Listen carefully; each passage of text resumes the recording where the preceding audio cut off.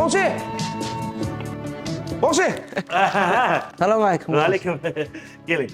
Komşu bir daha hayız bilin geldik. Hayır. Kartına bir pul soraylık geldik de. Ava ne maskara bilen bilelik de.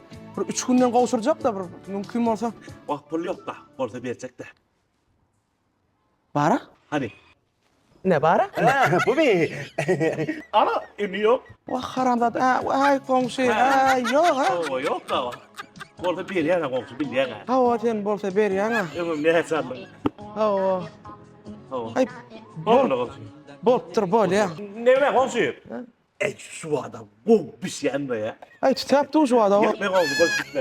Hemen yürütünü kapatarsın hemen üzülürsün. Nasıl olsun? Teday mı be? Teray. Ha? İyi. Boş gidenmeden.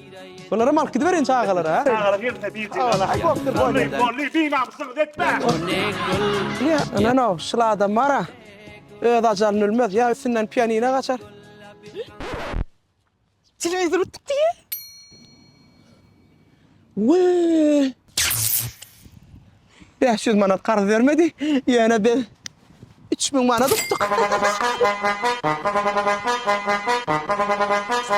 Komşu! Ha? Anten öcer planın yok mu? Tane televizyon tuttuk kolin. Ne yaptın lan? Yerindeki marozludan, Şundan mı? tatillikten. Doggy style. No te canses. Komşu! Bir sağ tuttu. ¿Y qué fue? No hiciste nada. Con tanta chapa, va a hacerle ranking tanking. Komşu! Bir sefer tuttuk. Yeni terayda ne? Telefonu ver. Sen Allah ver. Ey men ne diye ruçka çıkana yöne ruçka çık bro. İsteyen komşu. Sen kema bir şey yanır şu an.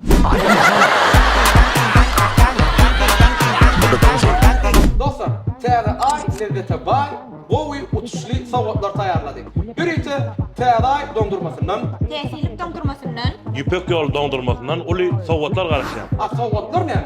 200 tane televizyon, 5000 tane telefon, 450 tane pilisos, 450 tane kalonka, 1000 tane velosiped, 1000 tane top, 5000 tane ruşka, 1000 tane kepka. Ava size karşı. Çok şunun kim mutsu öz dondurmanı satın alın, dükkanına barıp öz savutunu alıp giderler. Canın sağ olsun, ömrümüz uzun.